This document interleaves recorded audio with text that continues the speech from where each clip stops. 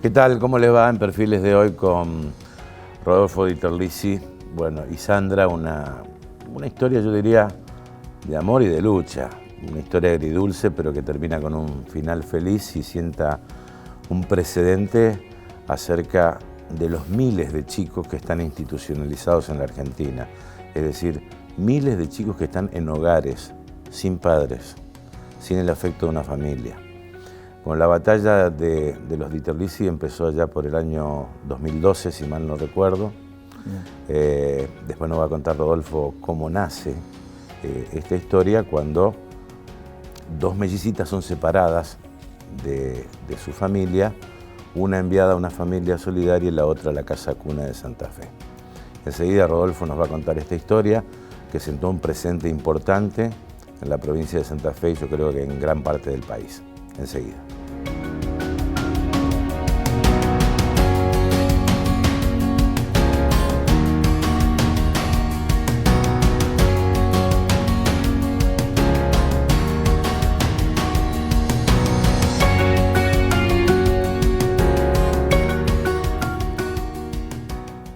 ¿Qué tal, Rodolfo? Un gusto tenerte aquí, ¿eh? Al contrario, un gusto para mí también. Gracias. Contanos un poco algo de tu historia, ¿no? Antes de llegar a, digamos, a emprender esta batalla. ¿Desde Bien. Chico eras...? Sí, una infancia muy feliz, una vida muy feliz realmente en todo sentido. Creo que los contratiempos o las situaciones que todas las familias tienen, pero dentro de un marco de felicidad, con una familia bien constituida. Solo tengo una hermana mayor que yo, pocos años mayor que yo, y pasamos nuestra infancia en San Cristóbal, en realidad, por cuestiones laborales de mi padre. Y desde prácticamente el final de mi escuela primaria vinimos a vivir aquí a Santa Fe. Sí. Y terminé mi escuela secundaria en Nuestra Señora de Guadalupe. Bien, muy bien, una vida realmente feliz y con muy buenos recuerdos en todo sentido. ¿Y conociste a Sandra cuándo? Muy jovencitos, a los 18 años de ella y 19 míos. Sí. Y poco tiempo después, un año y medio después, ya estábamos casados y empezando nuestra vida en familia también, muy feliz. Con dos hijos. Sí, Matías de 29 años y Antonella que ayer cumplió 28. 28. Ahora, ¿cómo nació antes de llegar a la batalla judicial y también a lo afectivo de lo que significó este caso, ¿no? Pero, ¿cómo nació tu vocación por ayudar a la Casa Cuna? ¿Cómo surge? Fue absolutamente casual en principio. Si bien nosotros en familia, incluyendo a nuestros hijos, desarrollábamos algunas tareas en el ámbito social, yo creo que yo no creo en las casualidades en realidad, pero creo que un día que tenía que encender la radio en el momento justo, porque escuchando un reportaje radial mientras iba manejando para ver un cliente en Santo Tomé, en las inmediaciones de Casa Cuna, circulando por Avenida Freire, escuché un reportaje que en ese momento le estaban haciendo a la por entonces directora de Casa Cuna y manifestaba tantas falencias de todo tipo que realmente me conmovió y en ese mismo momento me acerqué a preguntar, a investigar, a conocerla, a esta persona y a saber realmente qué es lo que pasaba y en lo que uno podía haber colaborado en ese momento y que felizmente se vinculó más que nada a lo edilicio por una cuestión de nuestra actividad laboral, claro, del tema de construcción. Y bueno, estuvimos más o menos un año y medio trabajando en la reparación de sanitarios, de algunas de las instalaciones, haciendo algunas mejoras, pero cuando uno está en un ámbito como ese, es absolutamente imposible no involucrarse de a poquito porque los mismos chicos te involucran. Sí. Hay tanta necesidad de afecto, tanta necesidad de amor, tanta necesidad de que ellos, sin saber realmente cuál es su situación judicial, que generalmente es muy grave, tienen la necesidad de la familia. Ellos han sido retirados del seno de sus familias biológicas por distintos tipos de situaciones y de vulneración de sus derechos. Entonces te imaginas que ahí pierden, por más que estén de la mejor forma en un hogar, sea Casa Cuna o cualquier otro, pierden hasta su sentido de pertenencia, dejan de tener sus cosas, su espacio, son todos espacios y hasta sus ropas de vestir compartidas. Son situaciones en las que los chicos tienen una enorme necesidad.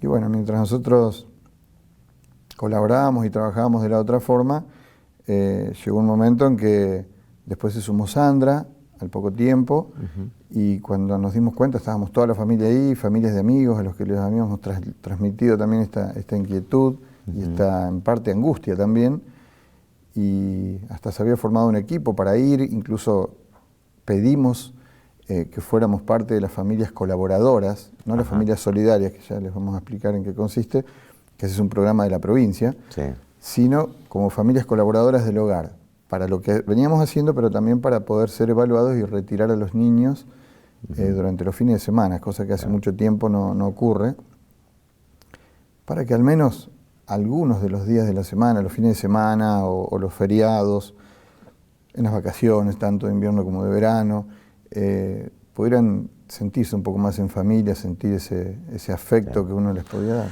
¿Y cómo fue ese primer acercamiento con una de las Melli? Una de las Melli, Victoria, es la que estaba en el hogar, que en ese momento nosotros ni siquiera sabíamos que tenía una melliza, Brisa. Sí. Por mucho tiempo no lo supimos, por una de las tantas situaciones en las que el Estado siempre parece que ocultara la información de lo que pasa. Y bueno, nosotros íbamos rotando, llevábamos a un par de chicos, el otro fin de semana los íbamos rotando para que no se generara ningún vínculo, pero es imposible evitar los vínculos. Los vínculos se estrechan cada vez más porque los niños lo hacen. Los niños te piden cariños, los niños te terminan adoptando. Así se genera. Sí, totalmente, es que esa es la situación. Uno puede verlo desde afuera, puede sufrirlo, padecerlo, tener angustia por lo que ellos están pasando, pero cuando uno es adulto y tiene otras actividades y ocupa la cabeza en otra cosa, es distinto. Cuando ellos están ahí, no. ¿Cuántos años tenía? Bueno, la primera es Victoria. Victoria y después Brisa, ¿no? Pero ¿cuántos años tenía? Estaba por cumplir 3 añitos. 3 añitos. En marzo cumplen 12. ¿Y cómo fue ese fin de semana que la llevaron? El primer fin de semana que la llevamos, en realidad fue al principio como una niña más del grupo, porque todavía no se había ido formando ese vínculo que después terminó generando toda esta historia, ¿no? Sí hubo una situación muy puntual, en estos días la estábamos recordando con Antonella, con nuestra hija, porque ella fue la detonante en todo esto. Un día el 6 de enero de 2013, pedimos, como integrantes de Casa Cuna, que en un camping, muy bien se portó en ese momento la comisión directiva, nos otorgaron la posibilidad de usar todas las instalaciones para festejarle a todo el grupo de Casa Cuna, porque hacíamos eso. Sí. Cuando podíamos llevábamos a todos los chicos al predio municipal cuando había algún espectáculo, o al cine, o algún circo, algún parque, o lo que fuera. Bueno, se nos ocurrió en esa ocasión festejar el Día de Reyes con todo el grupo de Casa Cuna. Fuimos toda la familia con un grupo de amigos, con disfraces de Reyes Magos, bueno, armamos toda la historia y utilizamos las piscinas para los chicos. Y hubo un momento en que, bueno, nos hicieron sentar este grupo de amigos nuestros que se habían disfrazado de Reyes Magos y Antonella hizo upa a Vicky. Y creo que ese fue el primer momento en que la historia tuvo una bisagra, porque a partir de ahí fue un amor a primera vista, llamémosle, entre ellas dos, diferente a lo que se venía generando. Y bueno, en los fines de semana sucesivos era mutuo el requerimiento para estar juntas. Ella era nuestra hija la que iba y la buscaba, después se la disputaban entre ella y su hermano para ver quién la llevaba a algún lugar o lo que fuera. Bueno, se fue generando un vínculo muy fuerte, que en este momento puedo decirte, cuando uno mira hacia atrás, que en poco tiempo uno, sin duda, y esto lo digo para quienes tienen el temor de adoptar, el amor es exactamente el mismo que los hijos biológicos. Yo ni diferenciaría el tipo de amor, si hay algún tipo de tipología en los amores que uno puede dar y que puede recibir de sus hijos, incluso el que uno recibe, porque de ninguna manera es mayor el cariño, el afecto, la contención y esa ida y vuelta, esa sinergia con la familia y con los hijos que uno tiene, con los hijos biológicos, que con los chicos que uno adopta. ¿Cuándo percibiste que Victoria también los quería a ustedes? Fue un flash desde el principio realmente. ¿Sí? Ella nos eligió. En realidad, yo creo que desde ese día, por supuesto que las horas que uno comparte y el tiempo que uno comparte es determinante. Porque desde esa parte de la historia que les comento, después fue con mucho más asiduidad y todos los fines de semana lo compartíamos con ella o íbamos a los actos de jardincito de ella, en fin, estábamos muy en contacto y como nosotros íbamos al hogar constantemente, el vínculo se fue fortaleciendo. Pero cuando ella notó que nosotros teníamos nuestros ojos puestos no en elegirla sobre los demás, porque eso no sucede, no es que uno elige a quién amar, eso no se puede hacer. Pero sí elegimos en ese momento devolverle ese pedido, ese grito de auxilio que tenía para estar con nosotros y para compartir momentos en familia. Pero cuando te das cuenta y el tiempo pasa, sos una familia. No había forma, era lo que nosotros no podíamos hacerle entender en principio a los jueces. Cuando esto fue creciendo y decidimos en familia presentar el pedido de guarda preadoptiva, nosotros decíamos, nos sentimos en familia porque ella nos está queriendo adoptar a nosotros. Antes de que nosotros tomáramos la decisión de presentar ese pedido de guarda, Victoria ya nos había adoptado. O sea que toda esta lucha que nosotros hicimos durante años... Era una nenita esperando que llegue el fin de semana para que aparezcan ustedes.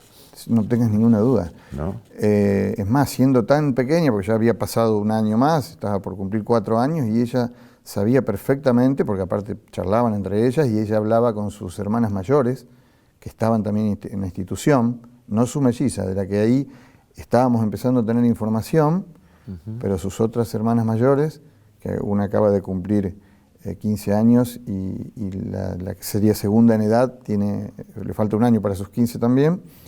Ellas charlaban y eran mayores, también la contenían y sabía cuando se aproximaba el fin de semana. Y estábamos en contacto, o sea que sí, sin duda que ella siempre esperaba que la fuéramos a buscar. Una pequeña pausa, porque realmente es un relato de amor impresionante, ¿no? Pero después nos vas a contar, bueno, cuando le llega la información de que Victoria tiene una melliza, ¿qué deciden ustedes? Bien. ¿Te parece? Sí, perfecto. Enseguida.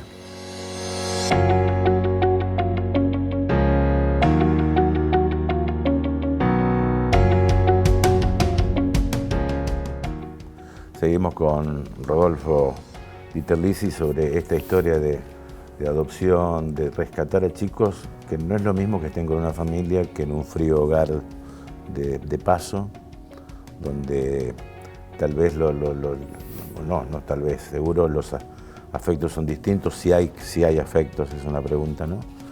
Y lo otro, en condiciones muchas veces hasta de hacinamiento, esto ha sido denunciado en su momento de lo que pasa en los hogares donde alojan a chicos que lamentablemente tienen que estar separados de la familia.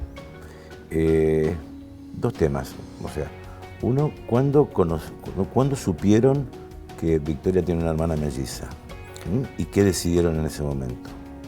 Bueno, cuando nosotros nos enteramos, en realidad Victoria nos hablaba de su hermanita al principio. ¿Con 4 años? ¿Con 3 años? Claro. Que no porque estaba, había no tenido un casa. par de contactos, estando Brisa con una familia solidaria, solo un par de contactos muy esporádicos, lo cual es una enorme desprolijidad institucional. Sí, es una crueldad total, porque ya de por sí el hecho de separar a hermanas mellizas tan pequeñas, o sea, partamos de una base, cuando los niños son institucionalizados, sin dudas que hay una vulneración grave de sus derechos. No hay ninguna duda y son vulneraciones muy graves, de todo tipo. Mejor ni hablar de ese punto, pero que justifica que se genere una medida excepcional. Técnicamente se llama así. Entonces, tiene potestad del Estado para retirar del seno de su familia biológica a los niños e institucionalizarlos, sea en un hogar, como en este caso ellas, o en el marco de una familia solidaria como una de las mellizas. O sea, solo una de las mellizas con una familia solidaria, que es el programa provincial, que hacía referencia, y las otras 3 en casa cuna. El tema es que cuando pasa el tiempo y no se respetan los tiempos de la ley, se van generando o vínculos con las familias que los contienen los fines de semana, o se van generando problemas hasta psicológicos en los niños porque no están viviendo en familia. Eso los deteriora notablemente, y no olvidemos que lo que a los chicos les sucede en los primeros años de vida son los que les quedan grabados por el resto de su vida también. Sí. Hasta el año 2015, que había una enorme informalidad en el ámbito de la institucionalización y de las adopciones, hubo unos cambios profundos en el Código Civil, y el marco legal desde ese año es muy propicio. O sea que si esta rueda de las adopciones no está funcionando, no es por una cuestión de que, viste, cuando pasa algo que todos reclaman, ¿por qué no cambian las leyes? No, esto es prácticamente perfecto. Aquí lo que está faltando es sinceramente que todos quienes sean responsables del área de niñez, que de por sí es un área muy sensible, se pongan el overol e interpreten que el daño es irreversible cuando a los niños se los institucionaliza por tantos años y no se respetan los plazos de ley. Esa ley indica que solo en 180 días puede mantenerse. Los chicos tienen que ser declarados en estado de adoptabilidad.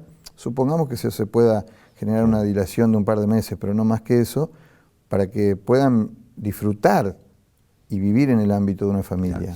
Ahora, Rodolfo, cuando comienza ese gesto mutuo de cariño, ese lazo de cariño y amor entre ustedes y Victoria, y ya apuntaban a una adopción, ya apuntaban a una preadopción o adopción. Sí, sí. Es decir, ¿nunca se les informó que ella tenía una hermana melliza? Nosotros lo investigamos por nuestra cuenta, en realidad. ¿Por su cuenta? Sí.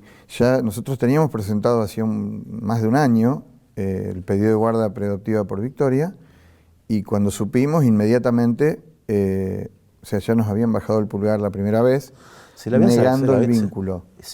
¿Le sacaron a Victoria a ustedes el estado? Es que nosotros, ella no vivía con nosotros. Nosotros compartíamos prácticamente la mitad de cada semana. ¿Pero los distanciaron? Sí, totalmente. En su momento, cuando nosotros presentamos el pedido de guarda, es como que todo quedó así nomás, pero cuando hubo una negación desde el juzgado de familia, negando el vínculo, nosotros no estábamos anotados en el RUAGA, y no éramos familia solidaria. Claro. Nunca fuimos familia solidaria porque si no, no hubiéramos estado... Pero querían adoptarla. Claro, totalmente. Pero precisamente el vínculo, trataban de ocultar el vínculo desde el Estado y desde el juzgado, porque precisamente ese vínculo era el que permitía alterar la prelación del orden del RUAGA, de los aspirantes anotados en el RUAGA. Que en realidad nosotros interpretamos que la gente que está anotada en el RUAGA también por muchos años, tiene prioridad, pero la prioridad era el vínculo, y no nuestro vínculo, era el vínculo y el pedido de Victoria de que fuéramos sus papás. Es como estar sorteando una cosa. Sí, en parte sí. Es doloroso decirlo, es brutal. Es brutal. Lo que sucede con los chicos es brutal, y también es brutal lo que pasa con quienes están esperando adoptar, porque en el RUAGA hay gente, y nos consta que ahora nosotros, ya trabajando como Asociación Niños Visibles, nos contacta permanentemente gente que hace más de 10 años incluso que están esperando adoptar. Sí. O sea, es un despropósito, hay una ecuación que jamás cierra, históricamente, de que exista un número de 400 a 500 chicos institucionalizados y por otro lado haya miles, hasta más de 2000 incluso en alguna oportunidad, de pretensos adoptantes, sean monoparentales, matrimonios, familias, parejas o lo que fuera. O sea que siempre hubo 3, 4, 5 pretensos adoptantes por cada niño. Sí. Eso lo que falta es un nexo en el medio, hay un problema institucional muy grave que no hace que en general están inconexas las partes, quienes toman decisiones políticas o jurídicas, para que los niños rápidamente, respetando esos plazos de ley a los que yo me refiero, puedan disponer de su nuevo centro de vida, como se llama, que es su nueva familia, y en solo 6 meses. Bueno, ustedes se enteraron de la existencia de Brisa y fueron por más. Sí, sin duda. Fuimos a hablar con el juez en su momento y ampliamos nuestra pretensión de adopción y por supuesto apelamos, por supuesto diciendo que sí, que el vínculo existía, demostramos de 1000 formas. En ese momento yo creo que el caso ya era muy conocido y nos veían constantemente con ella en todos lados. Y bueno, ampliamos ese pedido para que la guarda preadoptiva fuera por ambas, por supuesto, porque interpretábamos que las niñas debían estar juntas. También es cierto que en su momento nosotros entendíamos que como hacía 3 años que Brisa vivía con una familia solidaria donde había estado perfectamente contenida, hasta por falta de información, eso es lo que pasa por falta de información, con lo institucional y con el Estado. Si hubiera un ida y vuelta en información, que uno supiera realmente cómo funcionó el programa, eso no hubiera sucedido, porque desde el principio hubiéramos pedido por las dos. Pero bueno, nosotros fuimos por más, como decís vos, y ampliamos ese pedido, también fue denegado, seguían insistiendo en que el vínculo no existía, pero bueno, nosotros decíamos, como la canción, el amor es más fuerte y no íbamos a bajar los brazos, y llegamos, para no explicarte todos los pasos procesales, que es muy complejo, a hacer el primer caso a través, que prosperó en el área de familia, a través de un recurso extraordinario por anticonstitucionalidad en 5ª instancia. Sí, tuvieron que pasar batallar. No importa lo que pasamos nosotros, lo que importa es lo que pasaron las nenas. Y lo que se faltó el respeto a 2 niñas durante 3 años prácticamente. ¿Las niñas sintieron ese tironeo? Sí, sin dudas. En su momento, bueno, Brisa seguía contenida, pero ya sabía que esta historia podía cambiar de rumbo. Y sí lo padeció mucho más su hermana, que incluso fue cambiada de familias 2 o 3 veces, la llevaron a vivir a San Carlos para que nosotros perdiéramos el contacto en forma permanente y total, y nosotros la perseguíamos por todos lados. Ahora me río, pero en su momento yo creo que lloramos en 2 años lo que no habíamos llorado en toda nuestra infancia, incluyendo a nuestros hijos, que fueron nuestro sostén. Nuestros hijos mayores, cuando se nos doblaban las rodillas, ellos decían, no, esto es hasta la peluncha, y había que seguir. Había que seguir, ustedes casi las espiaban Lo hacíamos. ¿Sí? Lo hacíamos. En realidad averiguábamos dónde estaba, íbamos, nos encargábamos de que, sobre todo en ese momento que teníamos acceso a ella, Victoria supiera que nosotros estábamos luchando por ella, porque ella tenía, siendo tan pequeña, 5 años, información de que le habían dicho de que nosotros ya habíamos adoptado otra nena. Terrible.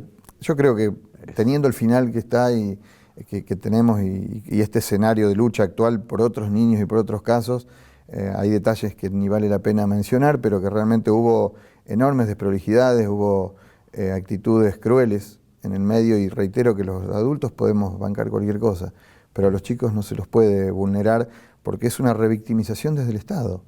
Es una falla institucional muy grave. Vos decís que la Casa Cuna es, digamos, la mugre bajo la alfombra, Nosotros tenemos una frase que la vamos a seguir utilizando y decimos, los niños son, en estos casos, son la mugre bajo la alfombra de nuestra sociedad, que nos muestra como sociedad.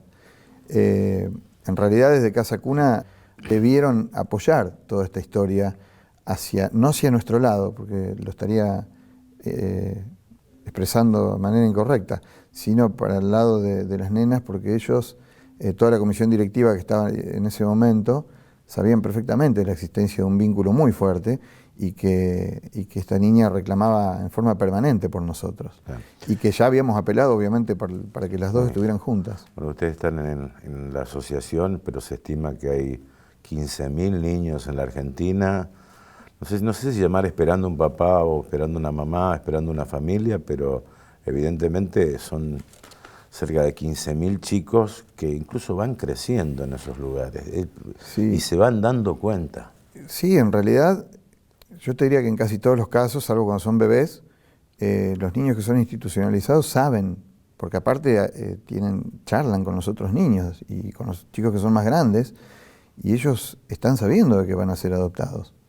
En realidad la ley indica que en el primer trimestre posterior a cuando son institucionalizados, la Subsecretaría de Niñez de cada provincia debe evaluar, por una cuestión hasta protocolar, reglamentaria, llamémosle, si pueden ser restituidos a esa familia biológica, que sería lo ideal, porque en algunos casos esa vulneración de sus derechos no ha sido tan grave, por problemas sociales, en fin, financieros de algunas familias, o de distancias, bueno, una infinidad de casos, y lo ideal sería que el Estado pudiera apoyar a esa familia, de alguna manera, que no siempre sucede, y que esos niños pudieran volver, y que la familia continuara como está, pero normalmente ese plazo se vence, normalmente también la vulneración es mucho más grave que esa, y yo creo que cualquier juez,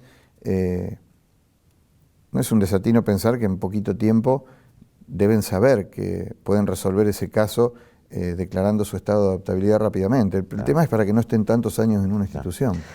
Una pregunta personal. Hoy Bricia y Victoria tienen... Cumplen 12 en marzo. 12. ¿Cómo es tu relación con ellas, con los dos hermanos? ¿Y qué piensan ellas ahora? Y es hermosa la relación. Ellas están, por supuesto, totalmente integradas entre sí desde hace mucho tiempo. Hubo una situación en los primeros meses que favoreció esa integración porque una de ellas, Victoria, ya tenía una relación extremadamente afín con nosotros de mucho tiempo, entonces eso traccionó favorablemente a su hermana para esa integración. Eso fue fantástico en realidad. Son muy compañeras entre ellas, somos muy compañeros entre cuatro. Por supuesto que como todo grupo familiar tenemos nuestros desencuentros, nuestras desavenencias, pero hay una propensión a estar muy encima de ellas, y no es que sea una situación diferente, pero como decía hoy, mirando uno hacia atrás, hay cosas que uno trata de modificar, de sanar, y que quedan por el resto de sus vidas, sabiendo que tuvieron un pasado con una tormenta que tuvieron que pasar, separadas incluso. Pero bueno, actualmente nosotros nos preocupamos de que las otras dos familias, con quienes tenemos también una relación muy afín, donde están viviendo sus otras hermanas mayores, procuramos que se vean constantemente. Claro. O sea que nos ponemos en contacto determinados fines de semana y comparten un asadito, una salida, una ida al cine, y están constantemente. Incluso una de sus hermanas tiene otra hija, hermana adoptiva también, o sea que se multiplican, son 5 y están nuestros hijos mayores y los hijos más grandes aún de otro de los matrimonios. Parece unos Campanelli a veces, ¿viste? Pero para darle un poco de otro matiz, pero bien, todo muy, muy bien, muy feliz. Los hermanos mayores, nuestra hija vive en la provincia de Buenos Aires, y te imaginas que cuando viene a Santa Fe es decir, no, estoy yo acá, ahora me pertenecen. Y bueno, en definitiva es ver cómo planificar esos días que estamos todos juntos para alguna salida, para compartir, y bien, muy bien, ellas también, muy, muy integradas con su familia y entre ellas mismas, por supuesto. Bueno, gracias por la visita. Al contrario, muchas gracias a ustedes realmente. Muchas gracias. Al contrario. Hasta nuestro próximo encuentro.